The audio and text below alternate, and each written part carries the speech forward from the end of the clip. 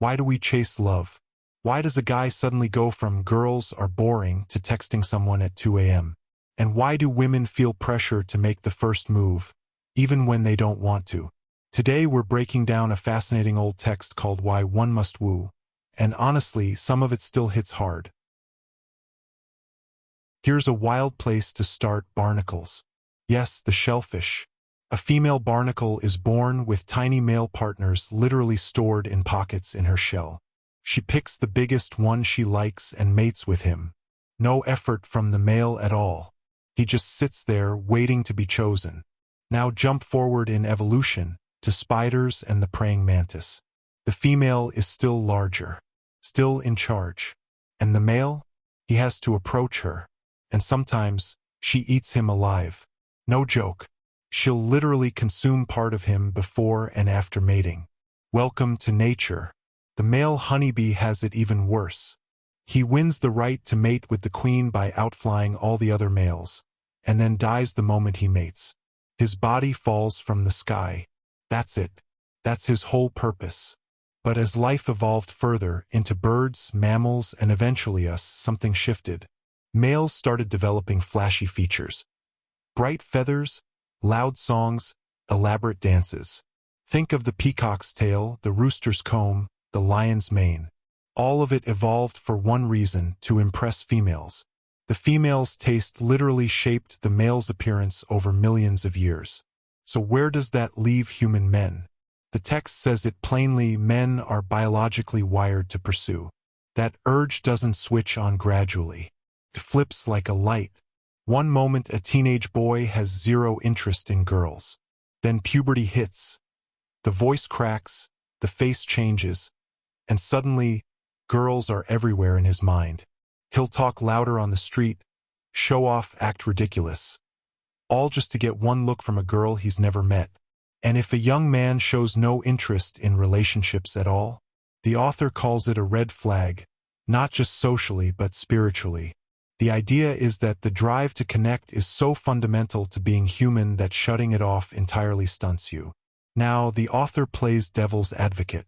Francis Bacon once wrote that a wife and children are obstacles to great ambitions. And sure, on the surface, there's a grain of truth. But here's the flip side. Most great ambitions exist because of love. Men build empires, climb mountains, create art, often to impress someone specific, or to overcome rejection. Civilization itself, the author argues, might just be love energy redirected into productivity. And the settled man? He actually gains focus. The wild, reckless single guy, gambling his savings away, drinking too much, treating women like targets, transforms into something more grounded when he finds a good partner. The wandering stops. The building begins. That said, the author doesn't sugarcoat the risks. Marrying the wrong person early is a trap. A man who grows financially, intellectually, emotionally can outpace a partner who doesn't grow with him. And that gap becomes painful for both. The solution isn't to avoid relationships. It's to choose more carefully. Here's where it gets interesting. In the animal world and in ancient human societies, the female chose. She held the power of selection. But over thousands of years, men restructured society, and women were gradually pulled out of that role. They were sheltered, limited, made dependent on finding a husband just to survive economically. So women today, the author says, have to woo, not because it's natural to them, but because a system built by men left them no other good option. And yet, the wiser woman knows that reclaiming the right to choose, to pursue, even to propose, that's not a weakness. That's her original power coming back. Most people think wooing is about conquest, getting the person you want. But the author reframes it completely. Wooing is actually an education. It's how you learn about the opposite sex, who they are, how they think, whether you actually fit. Society gives us almost no preparation for one of the most important decisions of our lives, choosing a life partner. You go from childhood to adulthood with barely any real knowledge of how the other sex works. The courtship period is supposed to fill that gap. It's your chance to study the person, Observe them across situations and decide before it's too late whether this is actually your person. So here's the takeaway. The urge to pursue someone isn't random. It's ancient, biological, and deeply human. But wooing isn't just about winning someone over. It's about learning who they are and who you are when you're with them. Don't rush it. Don't fake it. And don't settle just because it's convenient. So you've decided you want to pursue someone. Great. But here's the question nobody really asks out loud. Who should you actually be going after? Not in a manipulative way, in a real, honest, am I choosing this person for the right reasons? Kind of way. Today we're getting into the chapter called Whom to Woo, and it covers everything from age gaps and physical attraction to money, past relationships, and why marrying someone to fix them is almost always a disaster. Let's start at the base level, physical attraction. The author is blunt about it. If you're not physically drawn to each other, nothing else really matters. Money, status, shared interests, all of it falls flat if there's no physical pull between you. Now, what about age? Shakespeare gets quoted here, and he makes an interesting point. A woman maturing slightly earlier and pairing with a man a few years older creates a kind of natural balance. But he also wrote the flip side. When the gap is too wide, you're essentially pairing summer with winter. Youth and extreme old age often pull in opposite directions.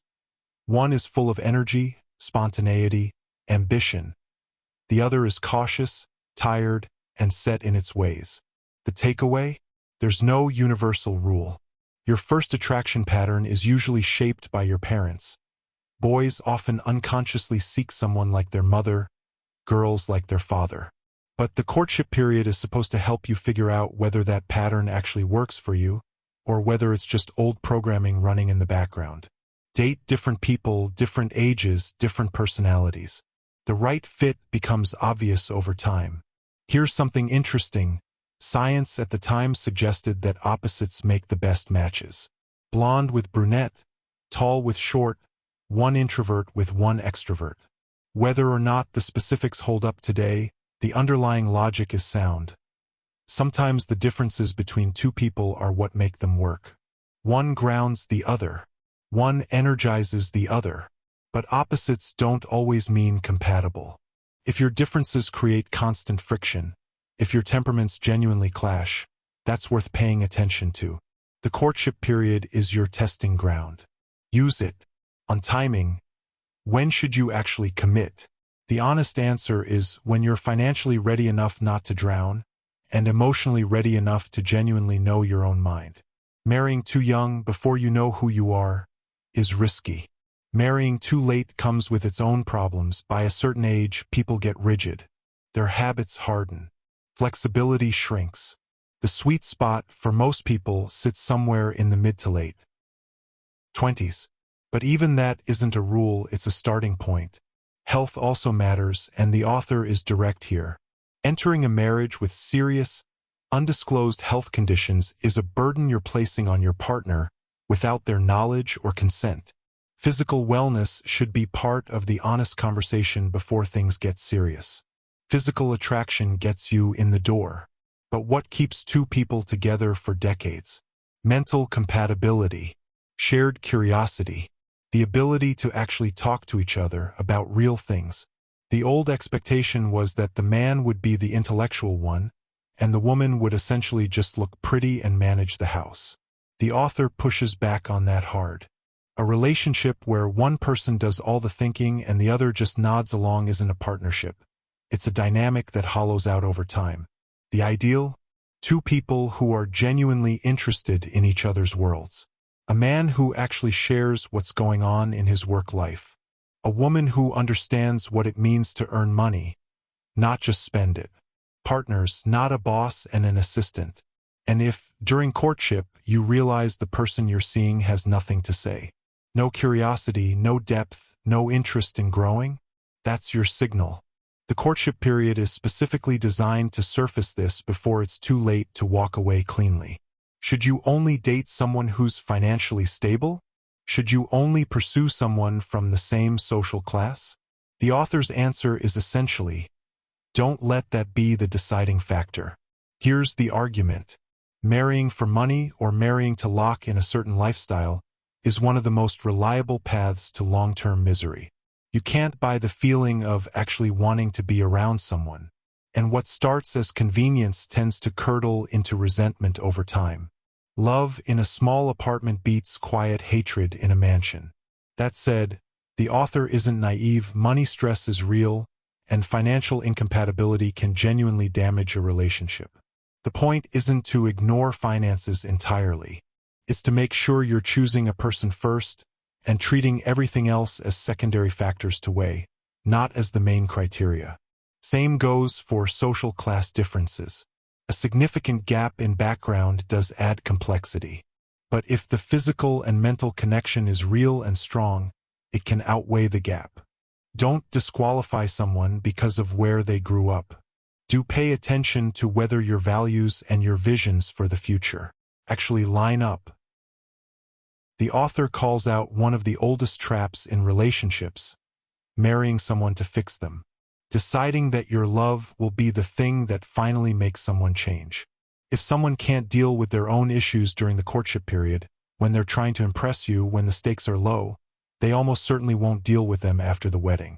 Don't bet your life on that. It's a bad gamble. What about past relationships and experience? The author takes a surprisingly modern stance here. Both men and women having relationship experience before committing to one person isn't a flaw. It's actually useful. It helps you understand what you want, what you need, and what you absolutely can't live with.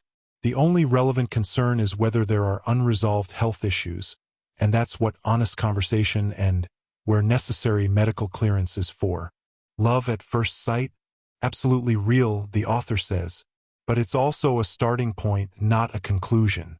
The feeling is real. Whether it's built on something lasting, that's what the courtship period is there to test.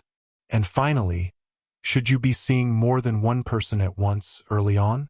Yes. Not to deceive anyone, but to actually compare, learn, and choose wisely. People who commit to the very first person they're attracted to rarely end up in the best match. Date around honestly without drama, and let the right fit reveal itself. One more thing the author touches on: shyness.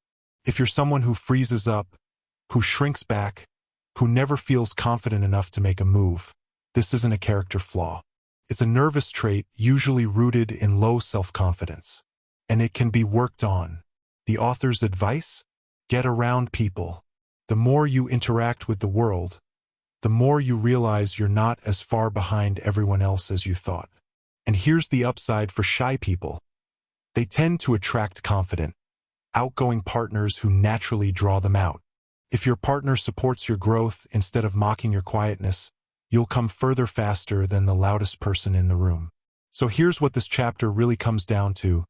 Choose someone you're genuinely attracted to, someone you can actually talk to, someone whose company makes you better, and stop using money, status, or the fantasy of fixing someone as your compass.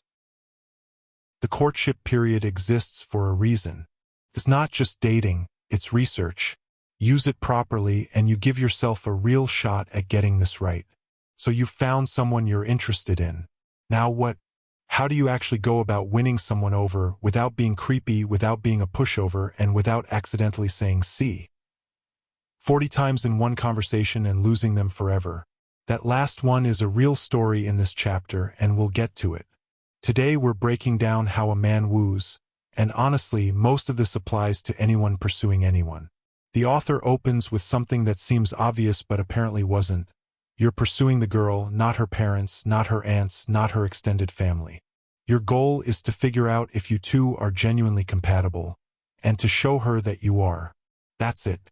Now, if she genuinely values her family's opinion, and many people do, then yes, make a reasonable effort to get along with them too. Be polite, be respectful. Show up as someone they'd be glad she's with. But don't confuse performing for the family with actually connecting with the person you want to be with. Those are two very different things. What if she's not interested from the start? The advice here is, don't push it in an obvious way. Pull back from the direct pursuit. Instead, get genuinely interested in whatever she cares about. Become a good companion first. A real friend. Someone whose company she actually enjoys. Most of the time, that's the path. Not grand gestures or declarations, but consistent, quiet presence. If she's interested at all, that kind of patience and genuine engagement tends to work.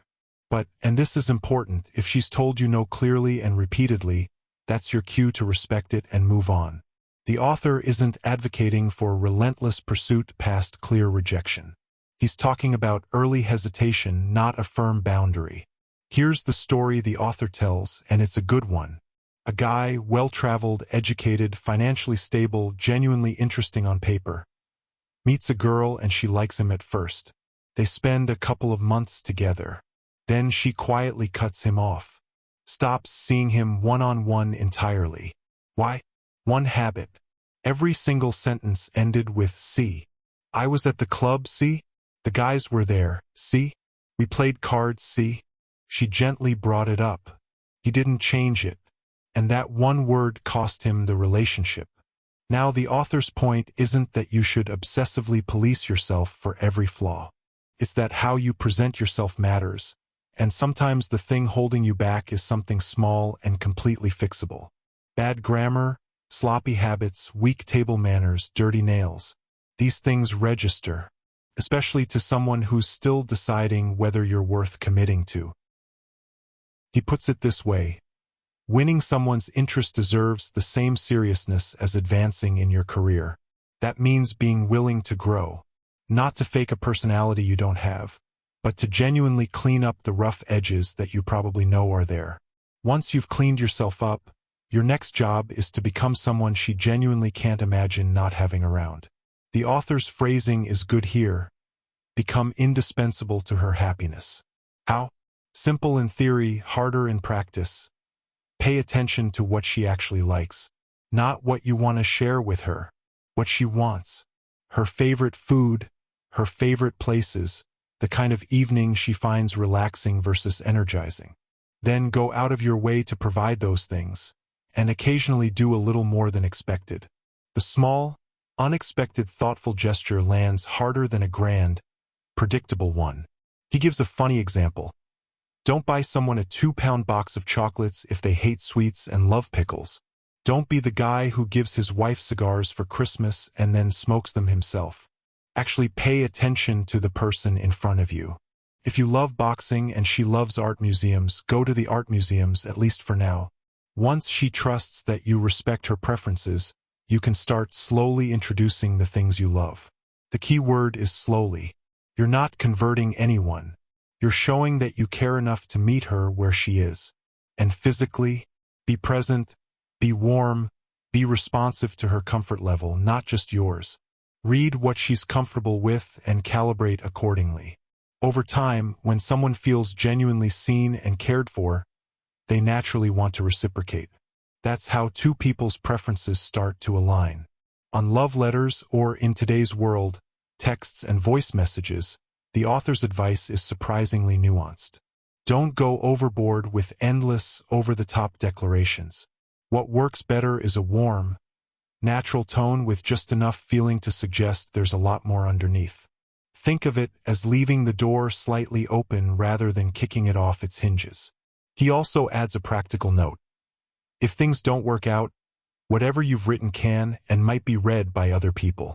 So don't say anything in writing that you'd be mortified to have read back in public. Be heartfelt, but be thoughtful about it. On wooing by proxy, sending a friend to express your feelings for you, don't. The author uses the historical example of Miles Standish sending John Alden to propose on his behalf, only for the girl to fall for John Alden instead. The lesson is timeless. If you feel something, say it yourself. Your friend delivering your message is a great way to help your friend get the relationship you wanted. On quarrels, the more experienced you are, the fewer fights you'll have in the early stages of pursuing someone. Constant bickering, especially over small things, is a signal worth paying attention to. It often means something bigger is off underneath. 1 or 2 rough patches that resolve cleanly are fine. A pattern of friction is a warning sign, not always fatal, but worth honestly examining before you go further. When it comes to actually proposing, The author's advice is refreshingly anti-formal. Don't memorize a script. Don't go stiff and ceremonial unless you know for a fact that's what she wants. Real couples who are genuinely on the same page usually already know the answer before the question is even asked out loud.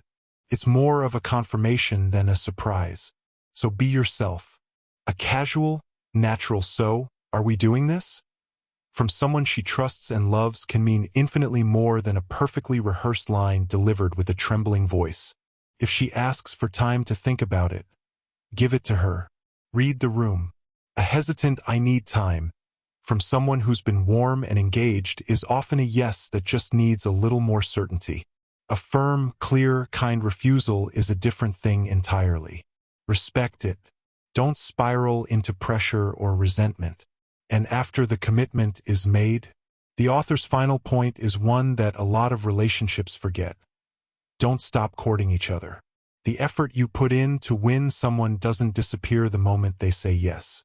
The same qualities that attracted them in the first place, the attention, the thoughtfulness, the genuine interest in who they are, those need to keep showing up. A relationship that coasts entirely on early momentum tends to stall. Keep choosing each other actively on purpose. So here's the core of this chapter. Wooing isn't a performance or a strategy. It's a process of becoming genuinely attractive, cleaning up what needs cleaning up, paying close attention to the person you're pursuing, and consistently showing up as someone worth choosing. Small habits matter more than grand gestures. Presence matters more than declarations. And the courtship doesn't end at the proposal. It's something you keep doing in smaller and quieter ways for as long as the relationship lasts. Apparently, in the 1920s, there were entire books dedicated to teaching women how to flirt using their parasols, fans, gloves, and handkerchiefs. Specific angles, specific movements, specific meanings. And the author of today's chapter has absolutely zero patience for any of it. This episode opens with one of the most entertaining takedowns of dating advice I've ever read, and then gets into something genuinely worth thinking about. What does it actually mean for a woman to pursue someone? Let's get into it. So apparently, the popular dating guides of the era were filled with elaborate signal systems. Carrying a parasol in your left hand meant you wanted to meet someone. Closing it up meant you wanted to speak to them. Bringing the handle to your lips meant, "Kiss me." The author's response to all of this is basically, this is insane and here's why. Every woman carries a parasol. Most of the time she's just carrying it. No man on earth has memorized these codes. And if one somehow did and acted on them, say walked up to a stranger and kissed her because her parasol handle touched her lips, he would get fined. Heavily. The author actually lists the fines by state, which is a nice touch. The fan signals, glove signals, handkerchief signals, even a 40-item system for communicating through a window using finger gestures, all equally useless. He also takes a moment to invent his own flower language, adding things like, send someone an onion. It means, you'll cry if you don't marry me. Send a cauliflower. My sister married a retired butcher with a cork leg. It's funny. But the point underneath the humor is real. Forget the performance. Forget the coded signals. Woo naturally or don't woo at all. Here the author makes an interesting observation. Men are actually harder to read than women.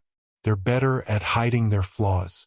Which means a woman trying to evaluate a man she's considering has a more difficult job than it might appear.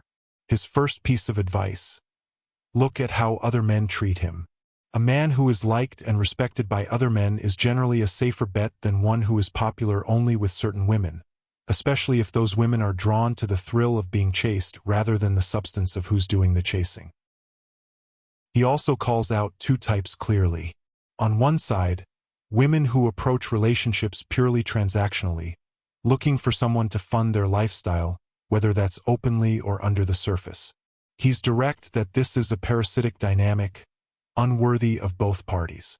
On the other side, men who treat women as targets. Men who operate on the old double standard, where a man's past was considered experience and a woman's past was considered a stain. The author is sharp about this.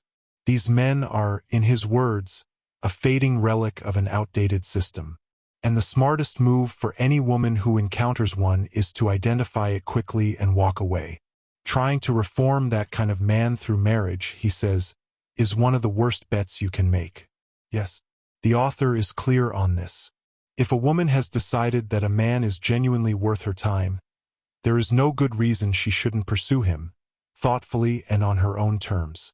The approach he recommends is subtler than a man's typical pursuit, less obvious, more about demonstrating genuine compatibility than making bold declarations.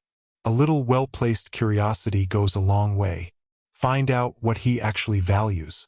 If he's looking for a true partner in life, intellectual, practical, emotional, show him you are that. Not by performing a role, but by actually being present as the kind of person he'd be lucky to have in his corner. And if the man is shy, if he's clearly interested but can't quite get the words out, the author says it straight. Help him. Close the gap. Even propose if that's what it takes. There's nothing wrong with it. The only rule is honesty. Don't pursue someone you don't genuinely want, and don't perform a version of yourself that isn't real. He also pushes back on the old chivalry idea that a man should never refuse a woman. That kind of forced politeness, he argues, leads to miserable marriages. If a man isn't interested, he should say so gently, kindly, but honestly. Pretending otherwise to spare feelings creates a much bigger problem down the line. Here's the part of this chapter that aged surprisingly well. The author goes after what he calls the nice girl trap, the idea that a woman becomes more attractive by being rigid, prim, and easily offended. He tells the story of a young man who was genuinely interested in a woman. He told her a fairly mild, clever story, the kind he'd told other women who found it funny. Her response, delivered with maximum distaste, "How revolting." He tried a few more times, different stories, same result. And eventually he reached a simple conclusion. This isn't the person for me. He wasn't looking for someone who would pretend to be shocked by ordinary human humor. He wanted someone he could actually be himself around. He moved on, found someone else, and by the author's account is happily married to her.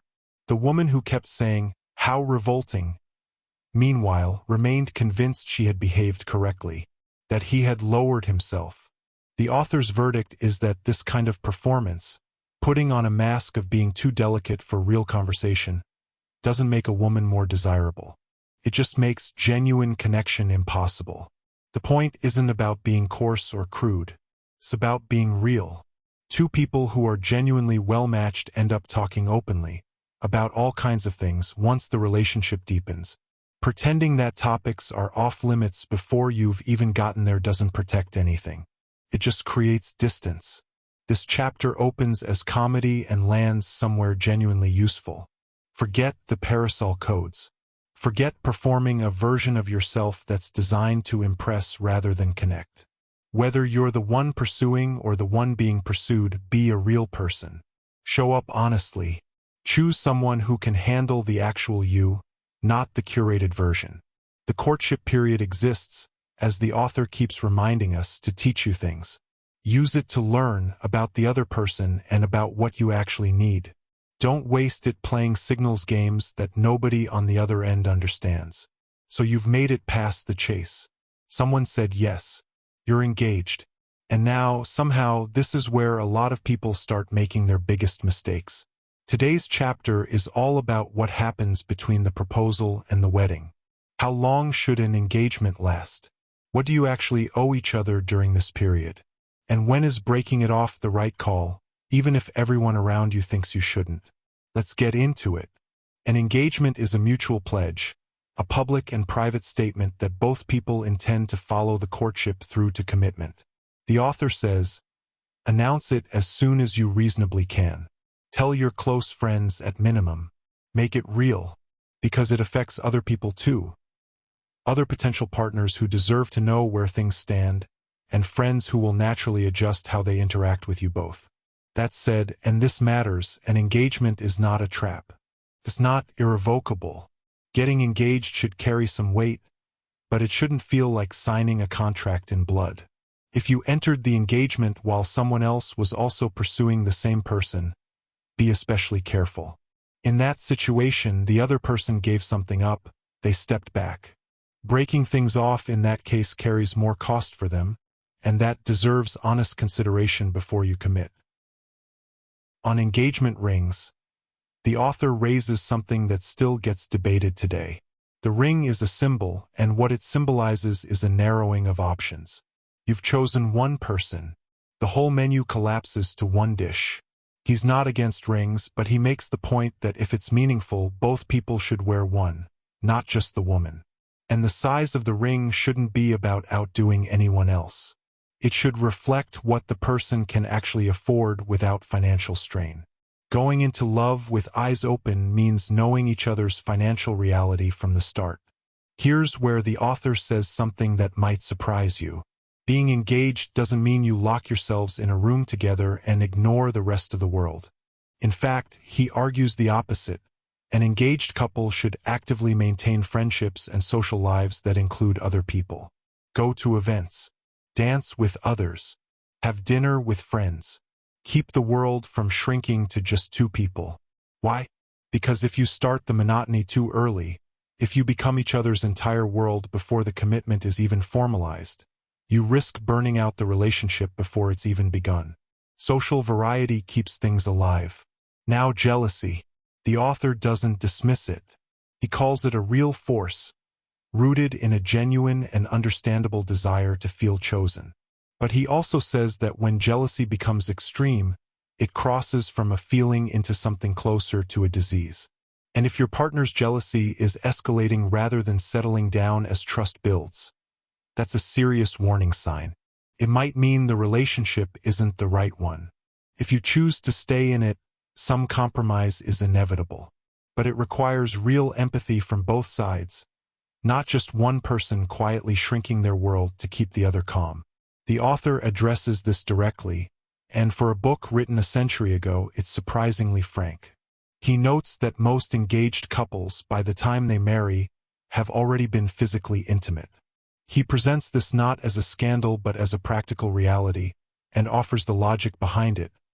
If two people are fundamentally incompatible in their physical relationship, discovering that only after marriage is a much bigger problem than discovering it before. He's careful to acknowledge the risks too. There are people who use the cover of an engagement to pursue something without genuine commitment. A woman who's done her due diligence during the courtship period should have a sense of whether her partner is that kind of person. And a man should ask the same of himself. His conclusion. This is one of those decisions he deliberately refuses to make for the reader. He lays out the considerations on both sides and then steps back. It's too personal, he says, and too dependent on the individuals involved. What matters is that both people go into it honestly and with full awareness of what they're choosing. The author cites Jacob from the Bible, the man who worked 14 years to marry the woman he loved, and immediately says, "We've yet to meet someone worth that." Nobody needs to wait 14 years. He also tells a story about a countryman who courted the same woman for decades, well into middle age. When someone finally asked why he hadn't just married her, he looked genuinely puzzled and said, "If I got married, where would I go in the evenings?" That punchline lands, but the point is real. Some long engagements aren't about timing, they're about avoidance. Long engagements have a specific failure mode. You get all the strain of commitment without any of the benefits. You see each other constantly. Your small habits start to irritate rather than endear, and the excitement drains away long before the wedding. If you're in the same city, live your lives together properly or don't half commit to each other for years. Too short can also be a problem, especially if you don't know each other well yet. The sweet spot? At least a month of genuine engagement, ideally more, and then, when you're ready, make the commitment rather than letting it drift into habit. A relationship on a modest budget, entered into with clear eyes, beats a perfectly timed one entered into with doubt. This is the part most people don't want to hear, but the author makes a strong case. Breaking an engagement, when the right reasons exist, is almost always the better option compared to going through with a marriage that you already suspect is wrong. Think of it this way.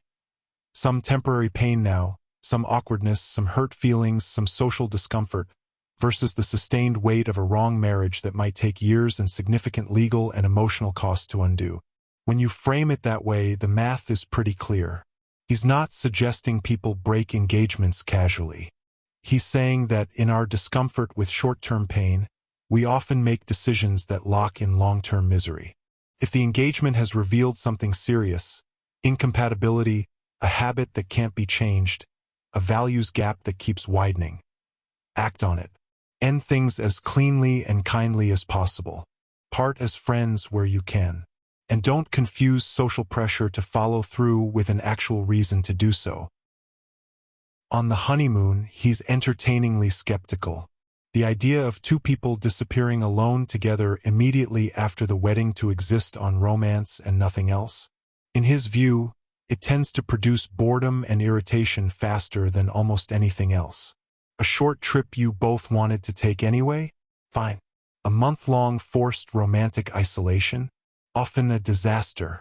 He'd rather couples ease into their life together than be thrown into an artificial bubble that doesn't reflect real life at all. The engagement period isn't a formality or a waiting room. It's actually one of the most important stretches of any relationship, the last real chance to test compatibility before the stakes get significantly higher. Use it. Stay socially alive. Keep your eyes open. And if the signals are telling you something is wrong, trust them. A broken engagement isn't a failure. Sometimes it's the wisest thing two people can do for each other. Almost everyone who falls in love thinks, at some point, that they should write a poem about it. Almost none of them should. Today's chapter opens with that observation and then takes a tour through some of history's most famous lovers. From Shakespeare's characters to real historical figures, to ask what we can actually learn from the way great lovers pursued the people they wanted. This one's a bit different from the rest of the series. Less instruction manual, more inspiration. Let's get into it. One of the reliable side effects of falling in love, the author says, is that people suddenly believe they can write poetry. Most of them can feel it. Writing it is a different skill entirely. He quotes a real poet of the era, a man named Percival Wells, clearly writing from the heart, to illustrate the gap between sincere feeling and actual craft. The lines are earnest. They are also, to put it gently, not great. One couplet rhymes soft with oft. Another arrangement manages to use the word lily 4 times in 4 lines. The author is affectionate about it, but the point lands, your feelings are real, your poetry might not be. His suggestion: if you're going to send someone words, borrow from the best. Shakespeare wrote some of the most powerful courtship scenes in the English language. Othello winning Desdemona over simply by telling the honest story of his life, with no flattery and no performance. Romeo burning with imagery and longing. Venus pursuing Adonis with a directness that would make anyone sit up straight. These aren't just beautiful writing. They're templates for how desire actually sounds when it's real. 9.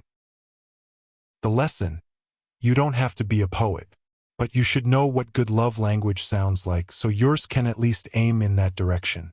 The author runs through a roster of history's most famous lovers, and it's a genuinely interesting list. Dante saw a girl named Beatrice walk past him on the street once. He spent the rest of his life writing about her. She became the guiding figure of his entire life's work, elevated, in his imagination, to a place near heaven itself. He apparently never got to know her particularly well, but the inspiration she lit in him reshaped Western literature. Cleopatra held the attention of 3 of the most powerful men in the ancient world: Pompey, Caesar, Antony, in succession. She wasn't just beautiful. She was brilliant, politically sharp, and understood exactly how power and desire intersect. Casanova, often reduced to a punchline, the author actually describes as the gentlest of the great lovers.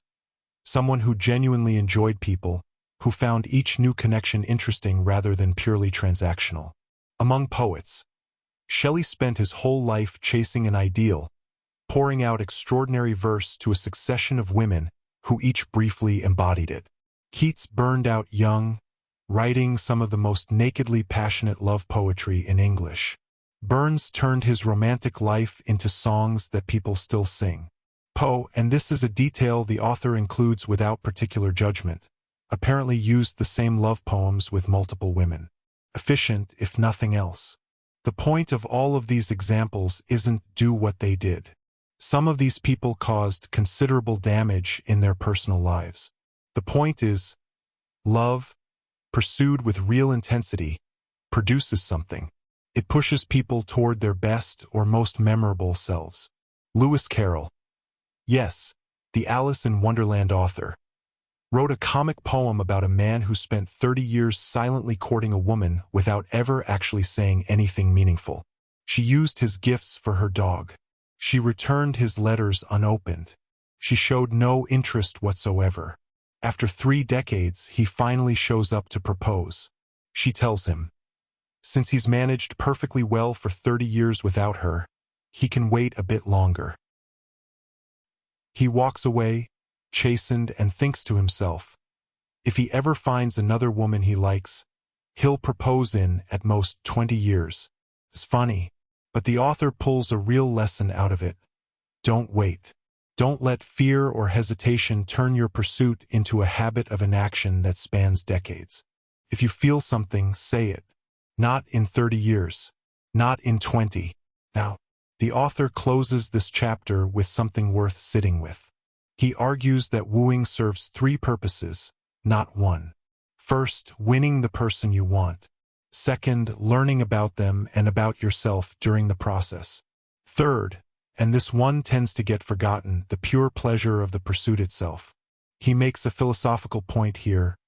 Pleasure lives in the wanting, not the having. The appetite satisfied becomes neutral. It's the chase that's electric. And human beings don't just have the appetite for love, they have an additional appetite for the pursuit of love. The excitement of uncertainty. The thrill of not yet knowing how it ends. This doesn't mean you should avoid commitment or drag things out artificially.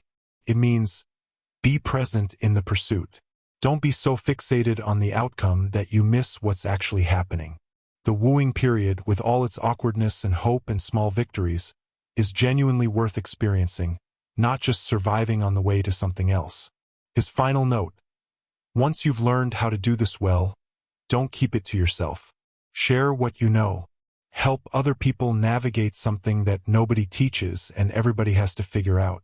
The world, he suggests, could use more people who take love seriously, not just as a feeling but as a skill. This chapter is really a reminder that love has always been complicated, always been inspiring, and always been something people have tried to master, with wildly varying results. From Dante writing an entire epic about a woman he barely knew, to a poet reusing the same love poem on multiple people, to a man spending 30 years courting someone in complete silence. The through line in all of it is this: love rewards the people who take it seriously, who actually try, who bring their full selves to the pursuit. Not just the polished, presentable version, but the whole, honest, sometimes awkward reality of who they are. That's the end of this book. If you followed along from the beginning, thank you genuinely. These old texts have a way of cutting through to something real when you strip away the dated language. If this helped you think about relationships differently, drop a comment. And if you want more content like this, subscribe. There's plenty more where this came from. See you in the next one.